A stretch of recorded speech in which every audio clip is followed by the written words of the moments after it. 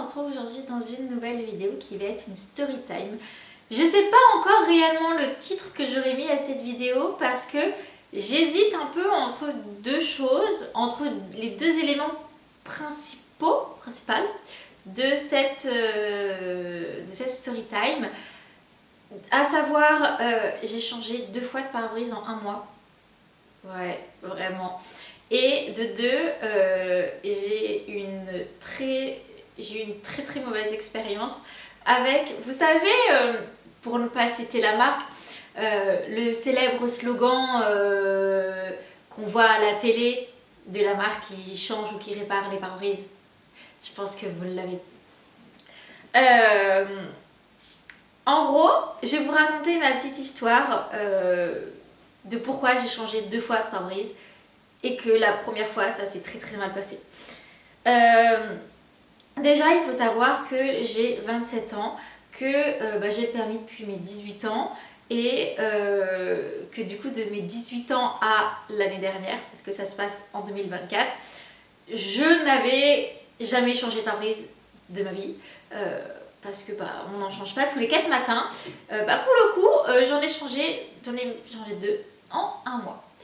Alors que de base, c'était absolument pas prévu. Mais genre, c'est parti. Pour vous remettre dans le contexte, on est l'année dernière, donc en 2024.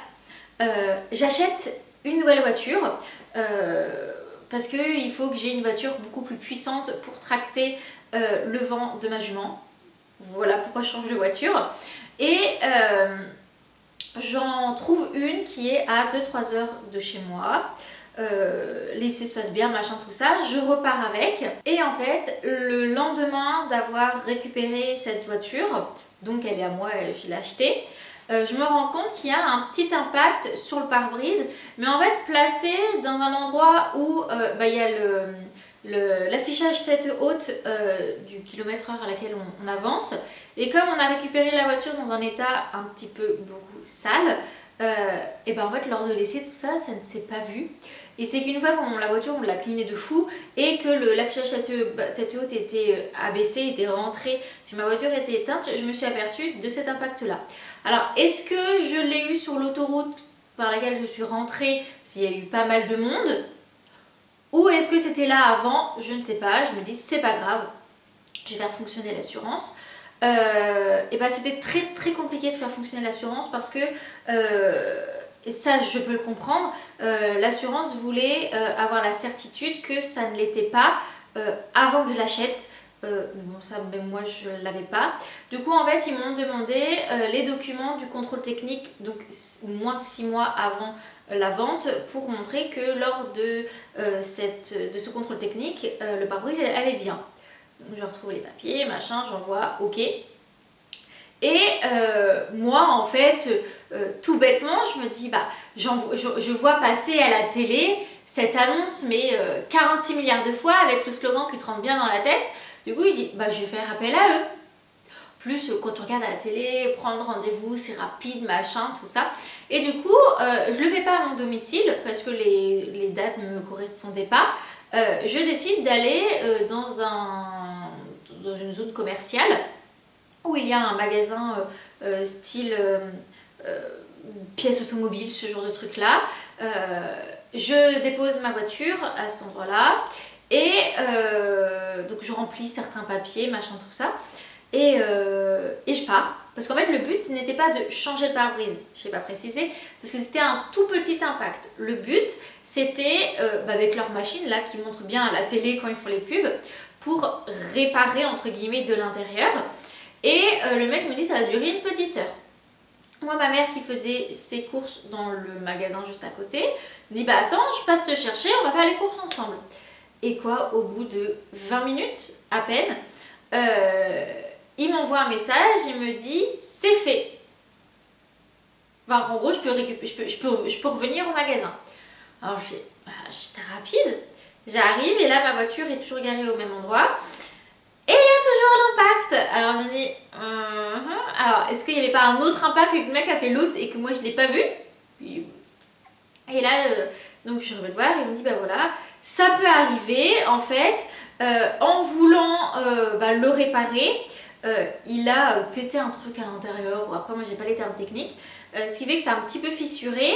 Et du coup c'est plus gros que la pièce de 2 euros qu'on met pour voir si on répare ou on change. Il dit du coup il va falloir changer le pare-brise. Alors je fais d'accord. Donc ce qui fait qu'en fait pour mon assurance de base, ça devait être, je crois que c'était 80 ou 100 euros pour réparer. Et là donc il faut changer. Et il me dit qu'en gros c'est lui qui a fauté. Je remets pas la cause sur lui, hein, ça arrive, mais c'est lui qui a fauté, hein, c'est pas ma voiture qui, ou même moi qui finalement est un impact énorme avec une fissure.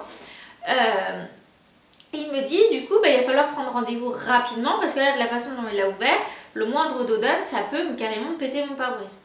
Alors je dis ok, on va regarder pour trouver des dates, sachant qu'il me dit qu'il faut que ça fait en urgence, que c'est lui qui a fait la faute. Je pensais qu'ils allaient être arrangeants pour avoir un rendez-vous. Ah mais non, mais en fait c'est à moi de me plier aux horaires, donc s'il fait qu'il y a un horaire le lendemain à midi ou alors l'autre jour à 14 h. Bah oui, mais en fait moi du jour au lendemain, je bosse, je peux pas prendre des horaires comme ça, surtout à midi.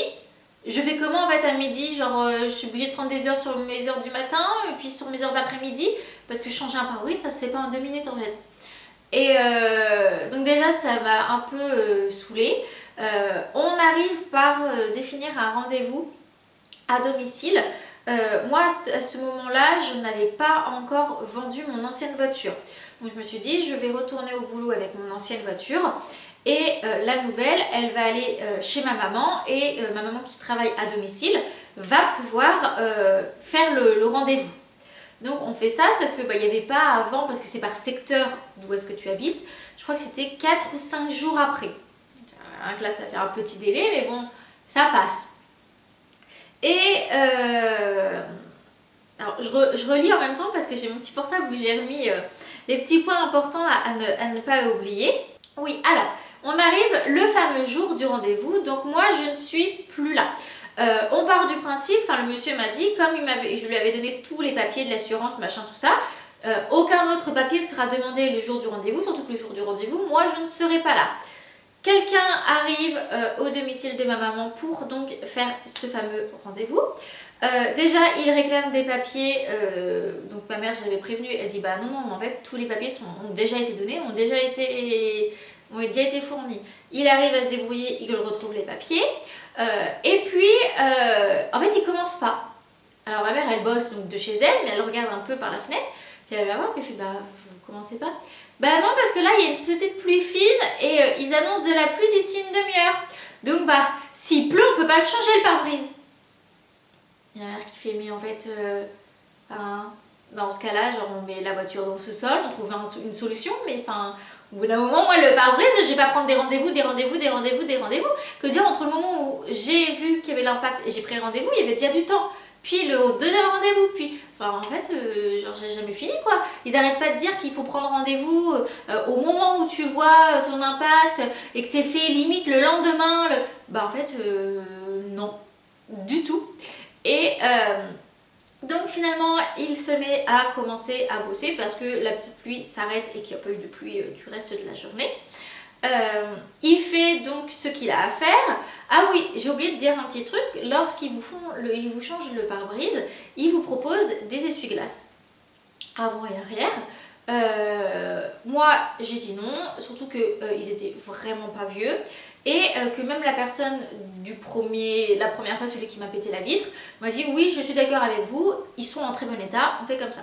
Et là, ce petit jeune veut absolument vendre à ma mère des essuie-glaces pour moi parce que ils sont vraiment dans un très très sale état. Ah. Donc en fait, en 3 jours, ils ont perdu de l'état de fou. Alors que non, pas du tout. En fait, il voulait juste vendre son machin. Ma mère, je lui avais bien dit, moi je n'achète pas d'essuie-glaces, ils sont corrects. Je ne fais pas. J'avais d'autres frais à faire sur la voiture, autres que ceux-là. Ensuite, plus d'1 heure et demie après, il va retrouver ma maman en lui disant que du coup c'est bon, mon pare-brise est changé, patati patata, avec une petite feuille avec comment faire pour payer l'entreprise. parce que du coup, mon assurance n'a pas de partenariat avec cette entreprise-là. Donc en gros, c'est un moitié un peu compliqué, mais c'est à moi de payer, puis je me fais rembourser de l'assurance, un truc comme ça. Et du coup, je me rends compte au niveau du montant que, mais en fait, c'est le prix plein pot d'un changement de pare-brise. Sauf que, donc ce qui fait que mon assurance va payer la totalité d'un changement de pare-brise alors que je n'y suis pour rien. Mais genre, pour rien du tout. Parce que moi, en fait, c'était juste réparé. Je l'ai un peu mauvaise parce que le mec au début m'avait bien dit que c'était lui qui l'avait cassé et que du coup c'était l'entreprise qui prenait et que moi mon assurance n'allait payer que parce qu'elle aurait dû payer de base. C'est pas le cas, alors je me dis bon, ça fait des années, mes parents et tout payent les assurances voiture. Je dis bon bah là pour le coup je l'ai pas payé pour rien entre guillemets, mais bon ça fait chier que ce soit mon assurance qui paye ça quoi. Parce qu'en plus il a fallu que j'envoie des documents à mon assurance, le temps que mon assurance traite le machin, me passe l'argent, moi j'avais déjà payé, enfin tout un gros bordel et en fait je comprends pourquoi mon assurance n'est pas en partenariat avec cette entreprise là parce qu'il y en a plein qui sont extrêmement déçus et qui ont préféré ne pas faire de partenariat avec eux. Donc moi, avant de m'occuper de tous ces papiers d'assurance, je rentre chez ma mère pour récupérer ma petite voiture. Et là, en fait, au niveau, donc le pare-brise à l'avant, donc il y a des roues à l'avant de la voiture, partout devant les roues de la voiture, il y avait plein de morceaux de verre. En fait, je pense que quand il a enlevé l'autre pare-brise, ça a dû péter. Et du coup, il y avait plein de morceaux de verre. Alors, j'ai pas trouvé de morceaux de verre à l'intérieur de ma voiture. Donc, ok. Mais par contre, en fait, je voyais pas. Je prenais ma voiture, je roulais sur tous les morceaux de verre. C'est un truc qui avait plus de pneus. Et moi, en fait, sur le coup, je me suis dit, mais, enfin, je sais pas, il y avait plein de morceaux de plastique à moitié caoutchouc qui, je pense, sont sur le tour du pare-brise qui étaient posés à côté. En fait, et clairement, pour moi, son plan de travail, c'était dégueulasse. Il est parti en laissant plein de bouts de verre, plein de bouts de plastique, plein de trucs. C'était sale. Enfin, je sais pas, moi, le minimum quand tu vas faire des trucs chez les gens, tu ramasses ce que tu as mis. Enfin, je sais pas. Je sais pas, est-ce que c'est moi qui suis précautionneuse de ça ou que les gens n'en ont rien à faire? Mais pour le coup, j'ai dit bon, bah c'est pas terrible, mais bon, enfin voilà. Donc déjà, je ne suis pas ravie de mon expérience chez eux. J'en parle autour de moi. Plein de personnes me disent aussi qu'ils ne sont pas très contents. Pas forcément pour les mêmes raisons, mais il y a plein de trucs qui ne vont pas. Alors du coup je me dis bon ok, et bah la prochaine fois je ne ferai pas appel à eux. Pourquoi j'ai dit la prochaine fois, je sais pas, parce que je pense que je me suis porté l'œil. Mais ce qui devait arriver arriva. Allez, 3 semaines après, donc mon pare-brise tout neuf, je suis sur une 4 voies pour aller au boulot. Donc c'est le matin, il est avant 8h, il doit être 7h30, quelque chose comme ça. Je roule.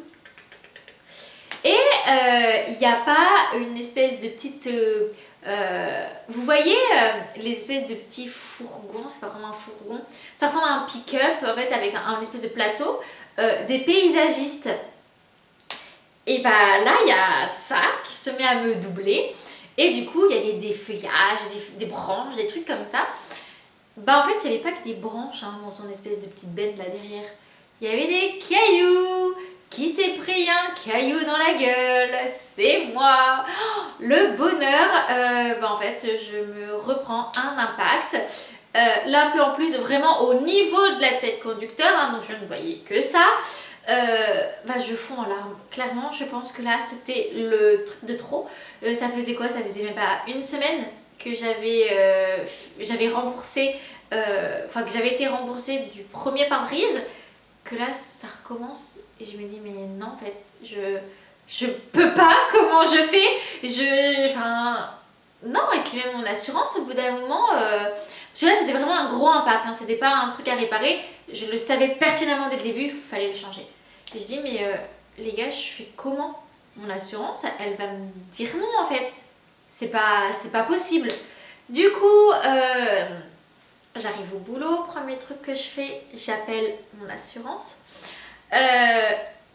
Il faut savoir que des personnes de mon entourage ont la même assurance que moi, ont déjà eu plusieurs frais sur leur voiture la même année et dont 2 personnes qui on leur a gentiment demandé de retirer leur voiture de cette assurance parce que trop de frais.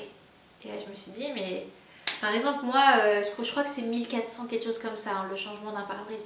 J'ai dit mais moi les 1400 et quelques, ils auraient jamais dû les payer parce qu'en fait c'était juste 80 balles. Mais je me suis dit on fait comme ça on n'en parle plus, c'est bon. Et je dis là en fait ça va me retomber dessus, je fais comment? Donc je leur appelle, je les appelle en disant bah voilà, je leur raconte toute l'histoire en fait. Et je leur dis, alors déjà je ne ferai absolument plus appel à cette entreprise là. Est-ce que vous pouvez me donner des noms avec qui vous êtes en partenariat, que je regarde, qui ne soient pas très loin de où est-ce que j'habite, pour que je puisse faire appel à eux et que déjà ce soit plus simple au niveau remboursement, tout ça. Et comment faire quoi. Donc elle me dit que ça fait des années que je suis là-bas, que mes parents sont là-bas, qu'on n'a pas eu de problème, machin tout ça. Donc c'est ok. En gros elle me fait comprendre que sur le reste de l'année 2024, la voiture a intérêt de se tenir à carreau, hein, parce que puis à carreau c'est le cas de le dire. Et elle me dit que du coup j'aurai une franchise de 120 € il me semble à payer. Donc en fait pour tout ce qui s'est passé je n'y suis pour rien, mais j'ai quand même dû payer 120 balles de ma poche. On est ravis. Et du coup elle me donne une garage, mais c'est plutôt une franchise chez qui ils sont partenaires. Et coup de bol, il y a une franchise de cette marque-là, à 5 minutes à pied de mon boulot. Je prends rendez-vous téléphonique avec eux, je prends rendez-vous pour 3 jours après. Génial. Et bon, après en même temps je leur ai dit, moi je bosse de 8h à 16h, je vous dépose ma voiture à 8h, je viens la récupérer à 16h, vous la faites quand vous voulez dans la journée. Du coup, quelques jours après, je vais la déposer avant 8h, je m'en vais travailler et ensuite le soir, je retourne la chercher. Le pare-brise est échangé, j'ai juste payé la petite franchise là je crois que c'était 120 balles mais je suis pas sûre. J'ai juste payé ça et le reste, nickel en fait. Et maintenant du coup, je ne ferai plus appel à la grosse entreprise parce que rien que la prise de rendez-vous en fait elle n'est même pas simple. Ah oui, parce qu'il y a un truc que je vous ai pas dit et ça m'avait saoulée même avant le premier rendez-vous là dans l'espèce de magasin de pièces automobiles. Je fais en fait comme on voit à la pub, c'est-à-dire que je vais sur le site et je me réserve un créneau. C'est génial, moi je suis pas fan d'appeler les gens. Donc il me dit c'est parfait, je fais ça, je suis sur mon canapé, hop, poum, je me réserve mon créneau. Je reçois un mail comme quoi j'ai pris rendez-vous, machin, tout ça. Et il me demande si c'est pour réparer, changer de pare-brise, il me demande des petits éléments, donc je réponds. Le lendemain, sur mon temps de travail, on m'appelle. Alors je réponds, oui, alors c'est madame machin chouette de telle entreprise, l'entreprise de pare-brise là. Oui, vous avez pris rendez-vous machin et tout, est-ce que vous confirmez? J'ai pris rendez-vous hier soir, donc j'ai pas changé d'avis entre temps, et si je change d'avis, je sais que j'ai reçu un mail auquel je peux annuler, genre en appuyant sur ce mail là. Alors du coup je dis oui. Ah d'accord, très bien, machin, tout ça. La veille, on m'appelle pour me demander si je suis sûre que je vais venir au rendez-vous. Et au bout d'un moment, j'ai dit, mais les gars, au bout d'un moment, là, je suis en train de travailler, vous m'appelez pour ça, et vous faites vraiment ça à chaque personne. Chaque personne, vous l'appelez 46 milliards de fois avec plein de mails, plein de machins, tout ça. Je dis, mais au bout d'un moment, il faut se calmer. Genre, vraiment, je calme. Et j'ai pas arrêté de recevoir des mails après mon premier rendez-vous, voir si j'étais satisfaite. Satisfaite de quoi? On m'a pété mon pare-brise. Mon pare-brise n'est pas réparé, les gars. Donc à partir de là, je vais pas leur mettre un commentaire de satisfaction. Ensuite, quand j'ai pris le rendez-vous à domicile, on me rappelle. Bon là clairement, j'avais vu le numéro, je l'avais identifié. je n'ai pas répondu. Mais on m'a rappelé la veille de mon rendez-vous. Les gars, arrêtez d'harceler. En fait, vous avez combien? Parce que vu le nombre, c'est quand même une grosse boîte. Le nombre de rendez-vous qu'ils doivent faire à la journée. Donc en fait, il y a des gens, ils sont payés dans cette entreprise juste pour rappeler les gens 3 jours avant plus la veille. En fait, pourquoi vous faites une prise de rendez-vous en ligne si au final, en fait, on se fait appeler 46 milliards de fois? Aucun intérêt. Et après le deuxième rendez-vous là où on m'a changé mon pare-brise à domicile, j'ai reçu un petit questionnaire de satisfaction. Alors c'est pas quelque chose qui est publié sur Google ou quelque chose comme ça. Parce que moi je suis pas du genre à envoyer, même que je sois satisfaite ou pas satisfaite, c'est vrai que je mets rarement des avis quand ils sont publiés. Là c'était enquête interne, donc j'ai dit réellement ce que je pensais, que déjà la prise de rendez-vous c'était super compliqué alors qu'on m'a dit entre guillemets en gros j'ai fait du caca, j'ai pété ton pare-brise, par contre t'as intérêt d'être disponible les jours suivants parce que là sinon ça va se fissurer machin tout ça. Alors voilà, mais il faut que je sois disponible à tel horaire, tel machin parce que c'est très compliqué. La personne elle vient, elle veut absolument que je change mes essuie-glaces parce qu'ils sont foutus d'après la personne alors que pas du tout, et que ça reste un plan de travail avec des bouts de verre partout. J'envoie ça. On m'appelle pour me demander si ce que j'ai mis est vraiment vrai. Alors je vois pas pourquoi je mentirais, je passerai mon temps à faire ça. Donc ils ont dit qu'ils verraient ça entre eux, machin, tout ça. Et ensuite on m'a essayé de me rappeler, je crois que 2-3 jours après on a essayé de me rappeler 1 ou 2 fois. Et là j'ai pas répondu, j'ai bloqué, j'ai dit hop suivant c'est bon, ça me saoule. Et en fait voilà, clairement je ne referai plus jamais appel avec eux. De tout mon entourage, tout le monde est au courant, ils ne font plus jamais appel avec eux. C'est n'importe quoi. Oh, et j'ai encore une anecdote qui me revient. Lorsque l'on fait appel à cette fameuse entreprise, donc la toute première, parce que la deuxième, ça s'est passé très rapidement et j'ai rien eu à dire. On le voit très bien dans les pubs à la télé, ils font des cadeaux. En fait, ils ont des partenariats avec des entreprises et tu as des cadeaux si tu fais réparer ou changer ton pare-brise. Tu as donc soit des petits cadeaux, soit des bons d'achat chez des marques. Moi, j'ai eu un bon d'achat de 60 € chez Karcher, donc très contente. Et qu'est-ce que je savais pas? C'est que j'allais mettre 3 mois à me dépatouiller de ça. En fait, à partir du moment où ils ont eu mon argent, que moi j'ai payé, parce que l'assurance m'a fait rembourser plus tard du coup, je reçois un mail en me disant un espèce de code, un code là, pour aller sur le site Karcher pour mes 60 €. Je regarde, il y a plein de trucs. Et je me dis, si je rajoute, parce que ils font en sorte que soit c'est des trucs qui vaut 40 balles, tu perds 20 balles de ton bon d'achat, soit c'est des trucs au-delà de 60 € et tu payes. Or du coup, là j'ai vu un aspirateur voiture, mais tout petit en fait, un aspirateur de poche quoi, qui est trop bien, 65 €. Je dis bon, et frais de port étaient offerts. Je dis pour 5 balles, ok, je débourse 5 balles en plus et je vais avoir cet aspirateur là qui en soi c'est trop cool. Et là à l'heure actuelle je m'en sers beaucoup, il est trop bien. Je le fais. Alors, très compliqué de mettre le code promo sur le site, hein. C'est vraiment marqué en petit machin qu'il faut que tu appuies sur un truc, enfin ils te le mettent pas franchement pour que tu puisses l'utiliser. Je fais ça, donc je remplis adresse de livraison, patati patata. Et alors ils disent que les délais sont extrêmement longs. Extrêmement longs parce que on n'est pas prioritaire, on ne paye pas. Donc moi, en vrai, ok. Je crois que 3 semaines après, je reçois un mail comme quoi il me demande si je suis contente de mon achat. Je n'ai rien reçu. Donc je ne suis contente de rien, je n'ai rien reçu. Alors je dis, ça pue un petit peu. Je me dis, je l'avais fait livrer chez ma maman. Je dis, peut-être que ma maman n'était pas chez elle ce jour-là. Elle me dit, il est peut-être dans la boîte aux lettres ou je sais pas, mais généralement c'est 2-3 jours après que tu envoies si la personne elle est satisfaite de son achat. Ma maman rentre chez elle, elle me dit non, je n'ai pas ton aspirateur de voiture.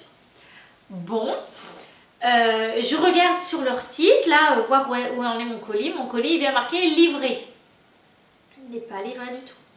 J'hésite entre deux choses, entre abandonner, parce que là, j'en pouvais plus, vraiment, voilà, ou de faire réclamation. J'envoie un mail, juste pour dire qu'en fait, je suis étonnée d'avoir reçu un mail comme quoi j'étais satisfaite de mon achat ou pas, parce que je ne l'avais absolument pas reçu. Je n'ai pas eu de réponse à ce mail, mais 2 semaines après, j'ai bien reçu le produit, enfin 2-3 semaines, un peu plus, je sais plus le délai, je l'ai reçu dans ma boîte aux lettres.